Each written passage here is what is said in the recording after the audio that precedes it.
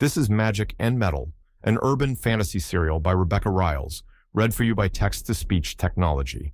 In this audiobook podcast, I'll read a beta version of each chapter for you. If you love urban fantasy detective stories, then Magic and Metal is the podcast for you. Chapter 7. The air in the interrogation room was thick, like it hadn't shifted in hours, stale, suffocating, as if the walls themselves were hoarding every secret ever whispered inside them. She sat across from me with her leg bouncing, jittery. But this wasn't nerves. This was fear, and Mara Larkin-Osborn didn't scare easy. Whatever Lark had done to mess with her, it had her rattled in a way I'd never seen before. Lark had messed with her memories.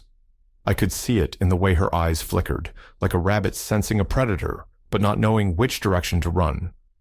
Whatever went down at the market last night was slipping away from her, evaporating like mist under a rising sun. And I wasn't about to let it vanish. I needed answers. Yesterday.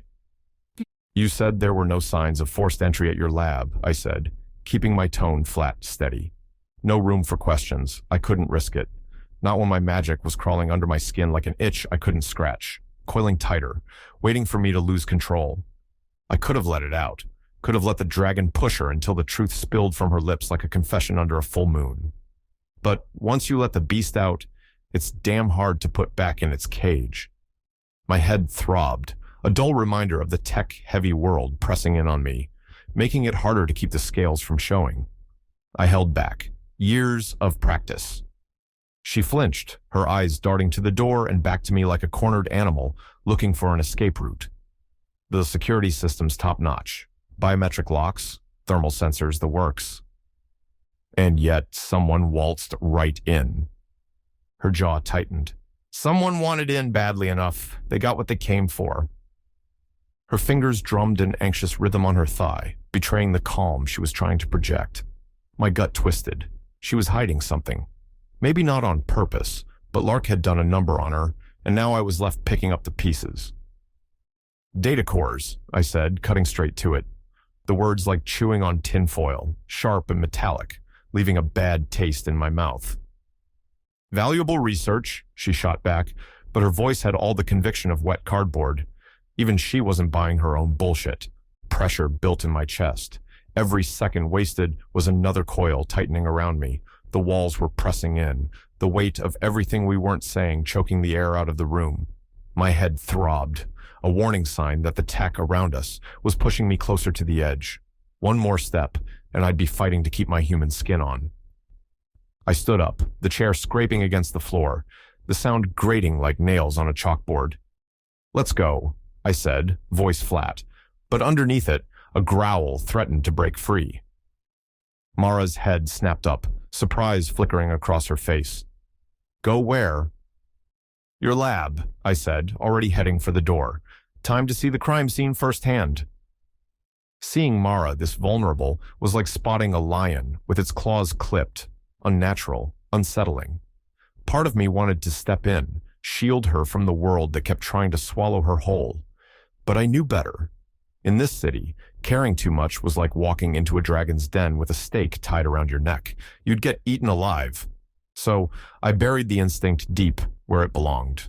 Compassion was a luxury I couldn't afford, not if I wanted to survive. The precinct was its usual mess. Cops barking orders, bodies moving in every direction. The air was thick with bad coffee and worse decisions. I spotted Davies, hunched over my workstation, her face lit up by the cold blue glow of her AI glasses, like a predator waiting for the right moment to pounce. Davies, I called out, cutting through the noise. We've got a field trip, university lab break-in. Her eyes flicked between me and Mara, sharp and calculating, like she was piecing together a puzzle only she could see. The one with the missing data cores? Yeah, that's the one, I said, already turning toward the door. Time to get some dirt under our nails. She was up in a heartbeat, shifting from desk jockey to street cop like it was second nature. Got it. Let's move. My thoughts kept circling back to Lark. This break-in, Mara's memory loss. It all reeked of his handiwork, like a puppeteer pulling strings from the shadows. I knew him too well to think this was just a coincidence, The city outside was a chaotic mix of flashing storefronts and crumbling infrastructure. Holographic billboards flickered overhead, promising a better life to anyone gullible enough to believe it. The divide between the glittering upper levels and the grime below was as stark as ever. And here I was, stuck somewhere in the middle, trying to keep my head above water. We pulled up to the university, its sleek architecture and bioluminescent gardens a stark contrast to the grime I was used to. The place stirred up memories I didn't have time for. My parents met here, but this wasn't the moment for a trip down memory lane. We had a job to do. Mara's lab was buried deep in the science wing, a sterile box that reeked of antiseptic and the sharp tang of ozone.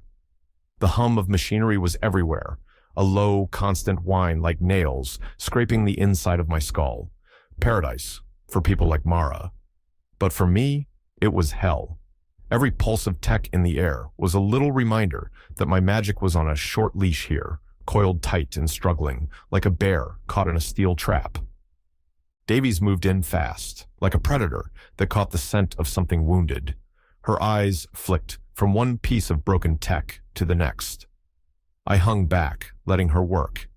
There was a prickle along my spine. Lingering magic hung in the air, like a storm building on the horizon. Something wasn't right here.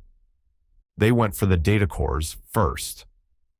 Davies stood still for a second, her eyes darting over the wreckage, like a hawk scanning for the next kill. "But this," she muttered, stepping forward and nudging a charred piece of equipment with her boot. "This is overkill." Mara's voice came from behind me, tight and frayed. "Overkill? How?" Davies gestured to the ruined equipment, her mouth a hard line. "Look at the scorch marks, the debris patterns. This isn't just a smash and grab. Whoever did this wasn't merely after the data. They wanted to make sure nothing was left standing." I frowned, scanning the wreckage, broken circuits, shattered hollow screens, and the faint tang of burnt ozone. It looked like a demon had torn through the place, not to eat, but to make a point. This kind of destruction wasn't about what they took. It was about sending a message, and we were the lucky recipients. I nodded, gut coiling like a snake ready to strike. This was a message. Someone had torn through here with the subtlety of a hungry jackal tearing into a carcass, leaving nothing but chaos in their wake. "We need to find Dr. Ellington." The name left a bitter taste, like I'd swallowed ash. I could have done more. My abilities, hell, I could sniff out things no one else could. But using them, that was a slippery slope. One wrong move and I might not come back from it. Magic had a funny way of spiraling out of control, like a wildfire that didn't care what it consumed. Safer to keep it buried, even if it meant playing this out the hard way. I ran my hand along a warped workstation, the rough edges where heat had distorted the metal. The destruction here wasn't about stealing. It was personal, vicious. The kind of rage that comes from fear or a deep-seated grudge. Sometimes those two emotions weren't so different. Iris's voice buzzed in my ear, low and smooth, like a big cat purring after the kill. "Hidden panel detected. Energy signature suggests a concealed lab. Coordinates, 3 feet left of your current position." Of course, Iris was always full of surprises. I bet she hacked Davies' glasses to scan the room. I adjusted my stance, glancing at the spot Iris mentioned. A slight shimmer in the air, like heat waves rising off asphalt. I had to play this right. No one could know about Iris, especially not Davies. I turned to her, keeping my voice even. "Mara mentioned an alert about a climate control system that was external to her lab.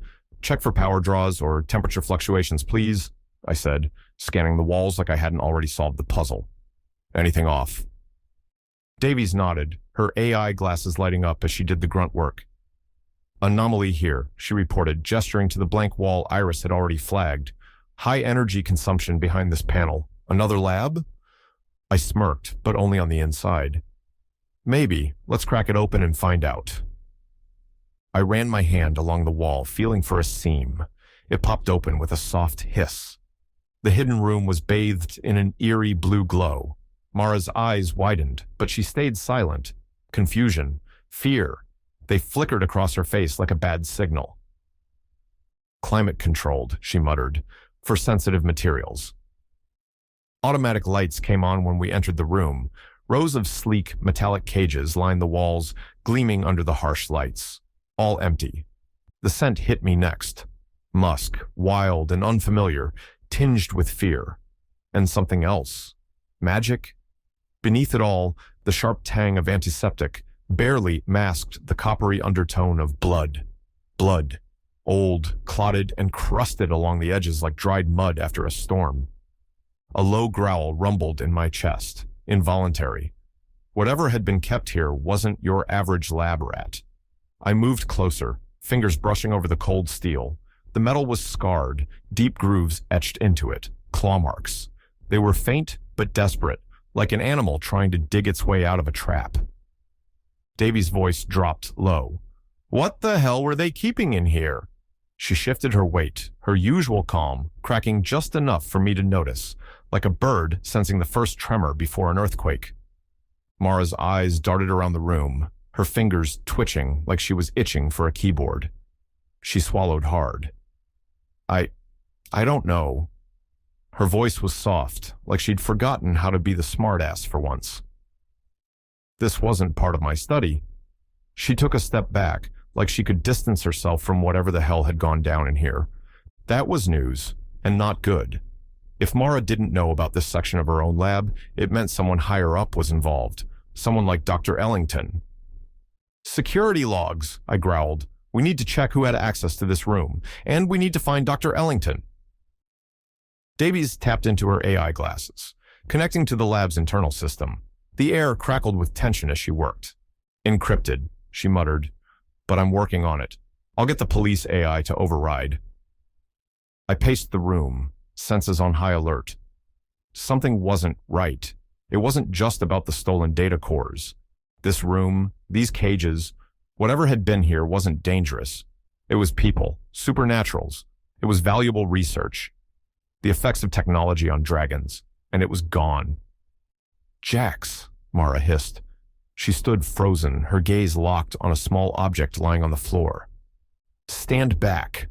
I crouched down, my fingers hovering over the cracked surface of the eyeworm implant. Same model as Mara's, but this one was dead filaments torn out like the bones of a fish. Useless now. "They dug it out," Davies said, her voice low, like she was afraid of waking the dead. Her face twisted in a grimace that made her look younger, almost vulnerable. She shot a glance at Mara, then quickly looked away, like she'd seen something she wasn't supposed to. Mara was pacing, arms crossed tight against her chest, her fingers tapping out some anxious rhythm on her biceps. She didn't say anything, but the tension in her body screamed louder than words. I knew that look. She was already miles ahead, trying to piece this mess together. And whoever had been here didn't want anyone seeing what those cages held. But who the hell were they? And what the hell were they hiding? Davies broke the silence, her voice sharp, cutting through the thick metallic air. "What now?"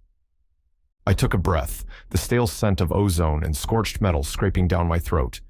Every instinct told me to walk away, to not get tangled up in this. But I couldn't. Not now. Not after seeing this. The truth was buried here, and I'd spent too long hiding my own. "Call in a runner to process the scene. Then we dig," I said, glancing at Mara, who had stopped pacing and was now staring at me, waiting for the next move. "We find Dr. Ellington, find out what was kept here, who took it, and why." A familiar pulse of heat under my skin, the magic stirring, restless. It wanted out, but I shoved it down like I always did. I couldn't let it loose. As we stepped out of the lab, the air was heavier, like the moment before a storm rolls in. Quiet, but you know something's coming. Mara was already a few steps ahead, her fingers twitching like she was itching to hack into something, already calculating her next move. Davies lingered behind, her eyes sweeping the quad like she was cataloging every shadow, every flicker of movement. Always alert. Always ready. Unanswered questions pressed down on me. It wasn't just about keeping secrets anymore. The stank of something deeper, something rotten. Like a wolf scenting blood on the wind, I wouldn't be able to walk away from this until I sunk my teeth into the truth, no matter how much it bled. I glanced at Mara, who was now leaning against the wall, her arms crossed, eyes narrowed like she was daring the world to try her. Davies was still scanning the area, but I could see her jaw tightening, probably sensing the same thing I was. This wasn't over, not by a long shot. And then there was the magic. My magic. The thing I kept coiled tight, like a predator lying in wait, muscles tensed, ready to pounce. It thrummed beneath my skin, restless, dangerous. Hiding it was like trying to cage a wild animal. Sooner or later, it was going to break free. And when it did, the fallout would be a hell of a lot worse than anything I could picture. Subscribe at RebeccaRiles.com/join. I hope to see you in the community soon to read the story as I write it. Thank you for listening.